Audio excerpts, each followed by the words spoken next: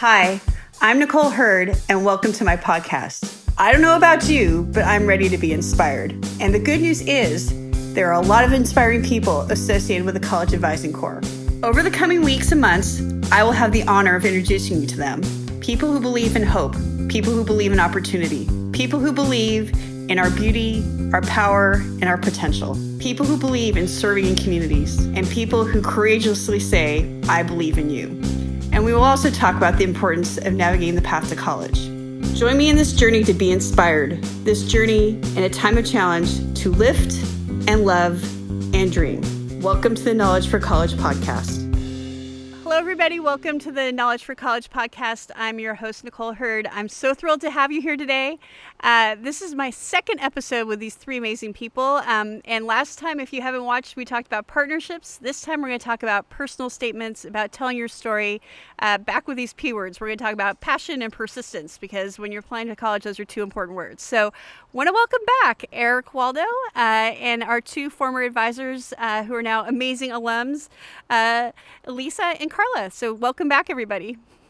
Hello. I'm glad to be Thanks for having us.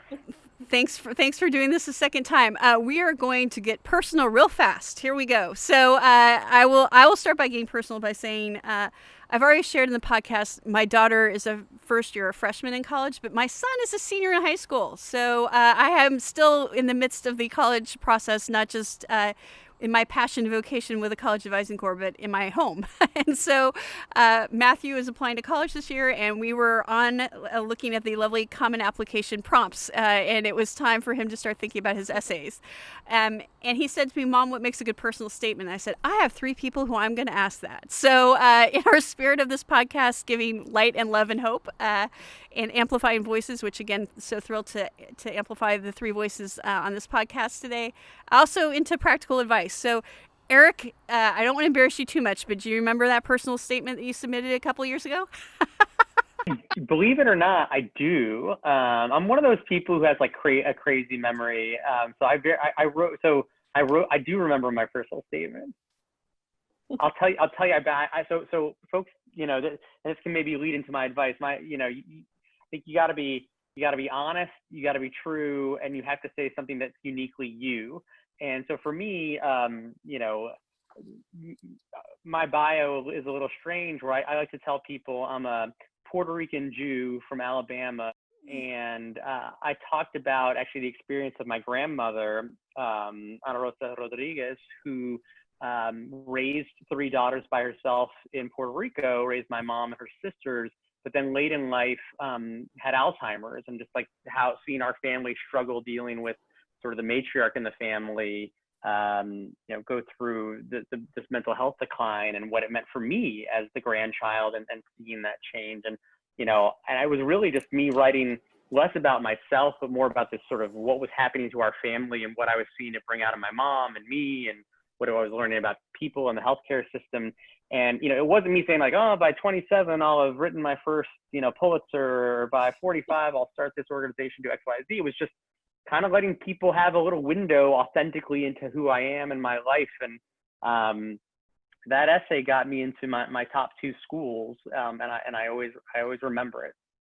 No, thank you for sharing that, Eric. It's beautiful. I think it is so hard to be vulnerable, right? And it's so hard to be brave. And I think that's what that statement's all about, right? And so, Elisa, do you want to talk about what was your statement like?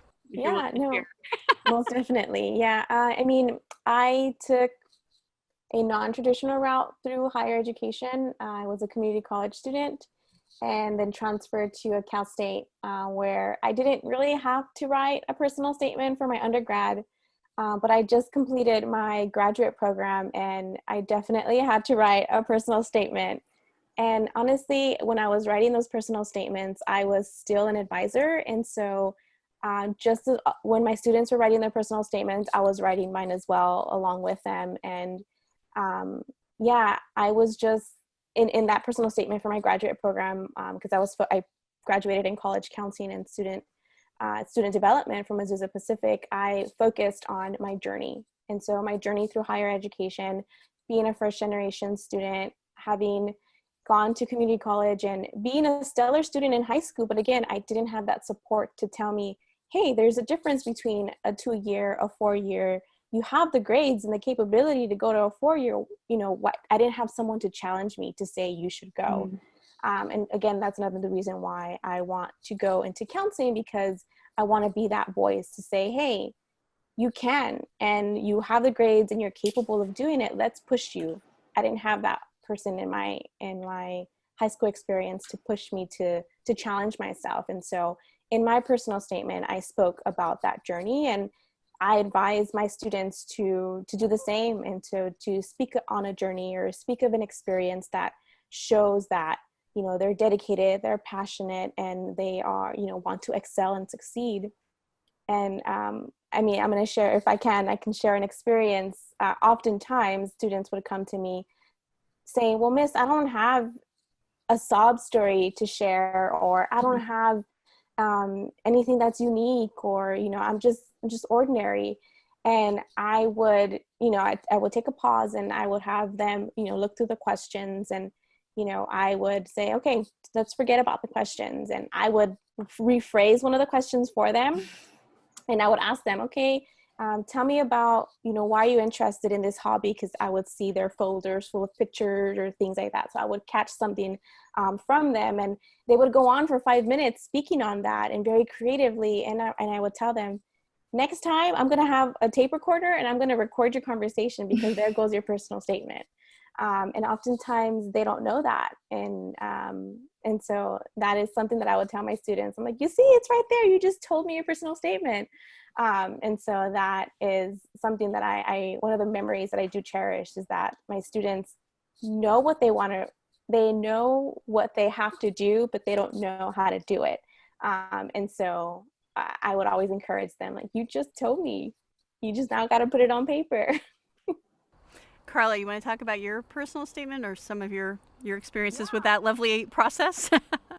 Yeah, no, my experience, I applied to everything. I used the Common App, I used the UC app, Cal State private application. So I had a number of different, and at the time, actually thinking about the Common App, they have like different types of questions, but also the institution can add like their own question. So my particular institution, I was really interested in going to faith-based institutions. So actually the uniqueness of some of my personal statements was getting to talk about like, well, why do I want to pursue my education at a faith-based institution? And that was something that really mattered to me, that I value my faith. And that was something that I was looking for in a school. So actually even the question challenging me to like, well, why do you believe in what you believe in, and why do you want to learn it here? That was my, that was essentially what the question was asking. So I had the experience of being able to share personally how I had come to faith in my family, Hispanic culture,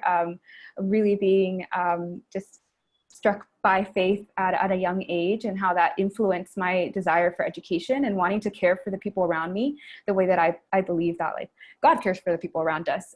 So that was something that was embedded into even the questions that some of the schools that I was applying to asked. And I see that when we read through so many different personal statements for students. And a lot of times I would see the struggle between finding their authentic voice in that. And oftentimes it's kind of funny, because it is a personal statement. And there is, like Elisa was describing, there was a struggle of like, well, I don't have anything unique. And it was really being able to dive into like, well, what is something that is unique about you, that may be a bit vulnerable to share, but will be able to say so much about you. And I'd add being able to do that in a concise way. We read through so many that were 4 or 5 pages. I also had opportunities to read for different universities, and noticed after so many of these, if there are 5 pages, if they're so, very long, it can be pretty tough. But something that I really appreciated was being able to see like how students would be able to share their voice and share their stories in a way that we were able to read through shortly. And a lot of them do have short characters where they do have to write through that. So I would always encourage students to not submit just their first rough draft, that it was a shorter amount of characters or words that they had to use, because that would mean that they would have to revise and review them. And that's something that the counselors and college advisors like us were able to do. We were able to help them revise, help them to find, like Lisa shared, a unique experience that was unique to them, that would allow them to share who they are. So thank you for sharing that. Eric, you want to talk about, you gave us a beautiful memory of your statement. Just a little bit of advice you have. I'm sure students, you get this question, what would you put, what makes a good personal statement? Do you have any tricks or thoughts that you have in your head when that comes about? Just to build on the conversation, I would say, right, that in some senses, it's more of an exercise of reflection about deep understanding of how you do have a superpower, even if you don't think you do. And so actually, Nicole, you'll appreciate this.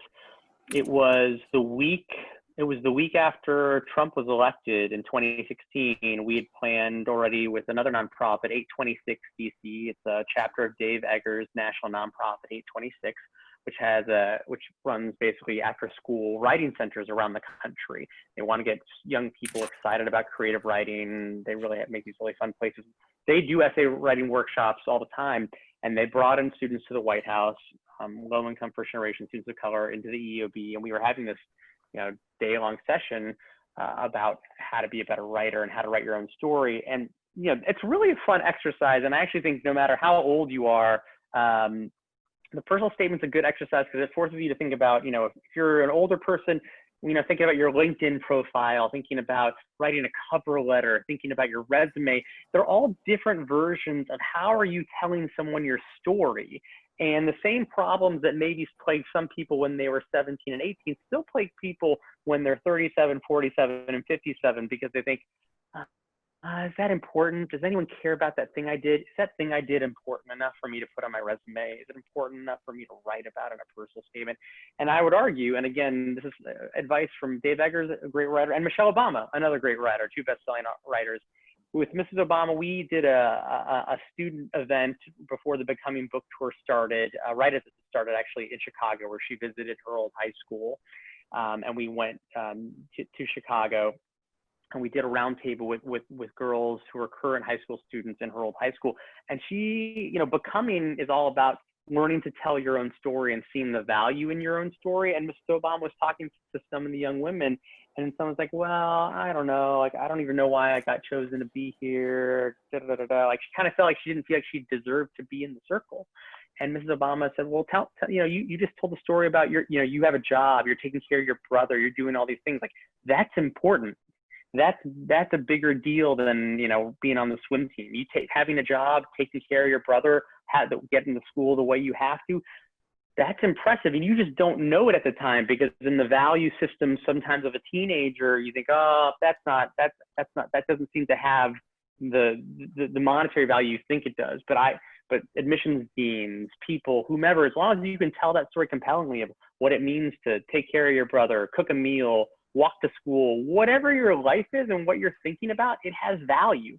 And I think the Becoming and Mrs. Obama's story, and I would argue the reason Reach Higher and Better Make Room exists, is because we want young people to see their own worth, their own value, that they're worth it, and that college and education will help them self-realize. So any story you can tell, if it's authentically you and you can convince the reader why you believe in it, that's all that matters. It could be about, your favorite arroz con pollo recipe, or it could be about, why you're upset about protests in the street. You name it. It can be about anything.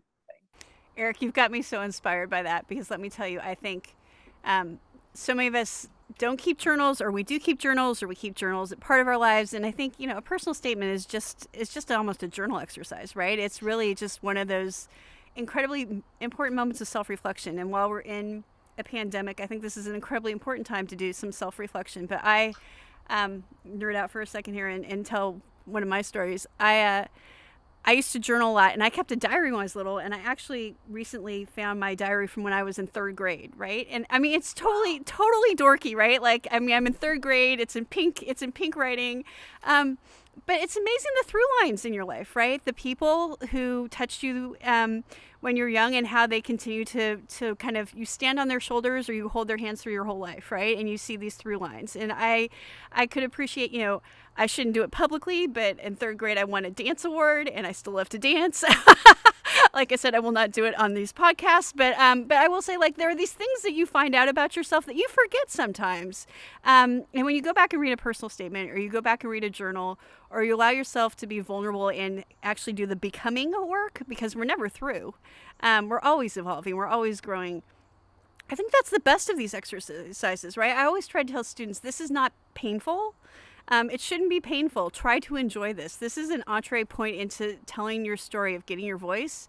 And if it's painful, then you're not going to write something that somebody's going to want to read. If you think of it as fun, even if that sounds a little perverse, and I know those of you who are applying right now think I'm crazy, but if you try to make it fun, if you try to give it, talk about that favorite recipe or your favorite grandmother or your favorite whatever it is, and let your, I always say we're most powerful when our heart, our hands, and our heads are in alignment. Try to get in that alignment and let that shine through. That exercise actually can be really powerful. So as we kind of wrap up on this, also just want to say, what each of you talked about, kind of when you look back and you tell your story, what are the words that you want a student to hear right now in terms of being scared to tell their story? What would you kind of encourage them in terms of being brave at this moment? Any thoughts about kind of putting yourself out there? Carla, you want to go first? Yeah, no, I would just say that, being brave does involve like a sense of vulnerability, but it's when we're vulnerable that we're actually able to encourage one another, and that to be able to think of a personal statement as thinking about you sharing what you value and what you care about, and actually that connects so well with someone else, and that could inspire you to care for, like you guys were saying, a recipe or whatever it is, like whatever it might be that the question is asking, but that could inspire someone else by you being vulnerable to care as well as much as you do for something. So when that is put into light, I think it makes it so much less daunting and exciting to be able to share with someone else what you care about and why they should care too. Elisa? Yeah, for me, I would say is to think beyond just it being a entrance essay or a personal statement. This is a document that you can look back to in the future when you're in finals week or in the middle of your time at your institution, when you're feeling down or you're feeling like, wow, this is just too much, to go back and read your personal statement and regain inspiration for why you chose to go to that institution or why you chose to study what it is you want to study, or kind of realign your passions. Because that's definitely what I did during my time in my graduate program, when I would meet or reach those breaking points where I'm just like, why am I here? Why was I chosen? Especially being first generation, the first in my family, that imposter syndrome is real. And there's times where I doubted myself, and I would go back to read my personal statement to regain inspiration or to reignite that light or that spark in me that allowed me to apply in the first place. And so I think it's important just think beyond getting accepted, but also as a tool to help you in those times of need when you're in your program. No, that's absolutely beautiful framing. I mean, to think of this as not an exercise, but actually something that is a reflection point for the rest of your life, right? That it's not about getting into one college at one point in time, but it's about, we use this phrase all the time at the court, the sparks that create fireworks, right? It's a spark, and instead of letting things go dim, it can remind you that you are a spark and you are becoming a firework and you are constantly improving. And like I said, I'm older than than a lot of people that are watching this and listening to this, but we constantly have to keep telling ourselves and renewing ourselves and keeping that piece lit. That doesn't go away. You never get to a point in your life where you're like, yep, I'm done. I am perfectly, what's the word? Sparky, peppy, whatever the word is. I don't need to have that light, kind of sparked, I'm good. That never, at least I haven't found the day where that happens. You have to constantly remind yourself and keep lighting that spark. Eric, any final thoughts you have? You're somebody who, like I said, you've seen a lot of students go through this process, but you're also somebody who I think, this is one of the reasons why I love you so much, who's very reflective about kind of, it's not just the end point, it's about the journey, right? It's not just about getting to one place, it's about the process and kind of the friends and the reflection and the self-care that you take along the way. So any final thoughts you've got, Eric? Yeah, I just want to reflect and say what you're talking about right now, what each of you have said makes me think in some ways thinking about a personal statement, more like a letter to your future self, or sort of one of these moments where you're reflecting, or maybe it's a letter to your past self, right? Of like, hey, like I wish you'd known this, or because a moment of forced reflection about meaning. And to me, again, it's so fascinating because I think college is one of the biggest first hurdles of like a signifier moment of change, right? But for people throughout their lives, and Nicole, this, and I think about Mrs. Obama, just having worked with her for so many years, no matter how successful you are, you made it to college, you still feel like an imposter. You made it to the White House, you still feel like an imposter. You have a best-selling book of all time, you're still wondering, is someone not going to like me? I'm in a place in my life, I have a job I'm proud of and a team I'm proud of, but it's still like, wait, you're never done, right? All of us are always growing and changing. And so to me, the personal statement, these journeys, these reflections is really just a chance to learn. And actually, I would argue something that we don't do well enough is talk about it as a chance to fail. And that's the other thing that resonated in my mind. I think, unfortunately, there's so much stress and anxiety that's placed on the college application process that we don't acknowledge the reality that failure is 100% part of life, and how you bounce back is more important. So yeah, like it's okay to fail at your personal statement or not get into your top school or all these things. That failure is so much more often and what all of us will experience, and yet for some reason we don't normalize it. And to me, I wonder, how do we, I feel like I want to write a personal statement about failing, and that we should make failure acceptable, because failing is actually learning. And so to me, all of this is making me think how, I work with really high performing adults who are still afraid of failing, and have so much anxiety about being told like that wasn't good enough. And gosh, if only we could have fixed it at the personal statement level and said, like, these edits, they're great. Like, we're making it better. It didn't work out the first time. That's okay. Like, let's work on it next time. And we're all just growing and improving. So to me, that's the journey, is just constant learning, growing, and self-reflection. Eric, that's really beautiful. And I'm thinking about, not only have I heard you say this and Mrs. Obama say this, the other thing Mrs. Obama says all the time, which I love, is a lot of us are brought up as box checkers, right? You check the box, right? So you check the box, you go to high school, you check the box, you go to college, and that might be all sorts of different ways. Community college, 4-year, you check the box. I mean, for those of us on this call, you check the box and you go to grad school or you go to law school or whatever that looks like, and you keep checking these boxes, and then you realize that real joy, real light, real love, real satisfaction does not come from checking boxes, right? It actually is something much more profound than that. And actually, if we just check boxes, we wake up one day and say, I've checked a whole lot of boxes, but where's the joy? Where's the fulfillment? Where's the growth? Where's the happiness?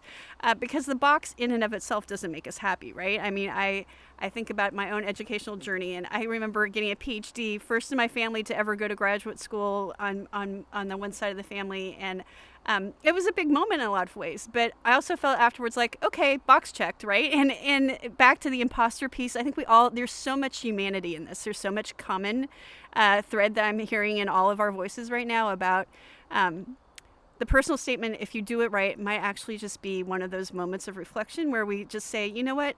This is who I am right now, and I'm going to share it with you, admissions officer. I'm going to share it with you, counselor. I'm going to share it with you, advisor. I'm going to share it with you, parent or friend. And I know that this is a work in progress because I'm a work in progress, right? And I'm not going to let this be a moment of judgment. I'm going to let this be a moment of reflection. And I think anytime we can move from judgment to reflection, we're always going in a good direction. So, yeah. Okay. Any final thoughts? We're about to wrap up here. Anything you want to say to those students out there who are about to do this? Start early. Early. Don't turn in your first draft. I heard that one. There's a good yeah. Yeah, not trying that. Yeah, have someone read. Yeah, have someone read it Yeah. one. Someone should read it. They'll fix your commas, your semicolons, and all those things. Yeah. Again, that's same thing with resumes. Same thing with cover letters. Let someone else read it. The typo is the easiest way for someone to say, I guess they didn't care. The other thing I think is, I'll give you the piece of writing advice that a playwriting teacher of mine gave me in college. I'm not a playwright, but he was a good playwright. And he said, the secret of writing and playwriting is just write something you wish that you'd be excited to read, right? So if you're writing something that's not interesting, no one else is going to find it interesting. Like, write the thing that you're excited about. And again, I think that's the same deal about vulnerability, right? You're excited to read something that feels raw and truthful and something that no one else could say. So what's that unique, truthful, vulnerable thing that only you can offer this world? And it's simple advice, but it's so hard to execute. But once people who unlock that, that's electric, right? That's electricity in a box. No, and look at you all have done it beautifully today. You actually have modeled it. Just be yourself, right? Be authentic. Just show up. And I'll do one little quick tip from when I was a college faculty member. Read it to yourself out loud. It's amazing when you read something out loud, the things you don't catch when you try to read it in your head. So, well, we're going to wrap, but I do want to say this. I think we got some good practical advice out there. So students, do not panic. Our final word of advice, and I know all four of us mean this from the bottom of our hearts, is we believe in you. You can do this. So go do that. Go fill out that personal statement. Those in your life that are supporting you, thank you for supporting our students. We know there is so much talent and so much opportunity, and we need to make those things happen. So to the three of you, thank you so much. So grateful for you, and so grateful for the light and love you bring to the College Advising Corps and to students and to your work now. And I will say goodbye. For all of you watching and listening, thank you. I hope you're fired up and inspired. I'm fired up and inspired. It's such an Obama thing to say, fired up, right? But we're fired up, we're ready to go. We're ready to help, fired up, ready to go, and ready to get kids to college. Thank you all so much for joining us. We'll see you next time. Thank you for spending some time with us. I hope you've left inspired and ready to serve. For more information about College Advising Corps, please visit collegeadvisingcorps.org. And until next time, we believe in you.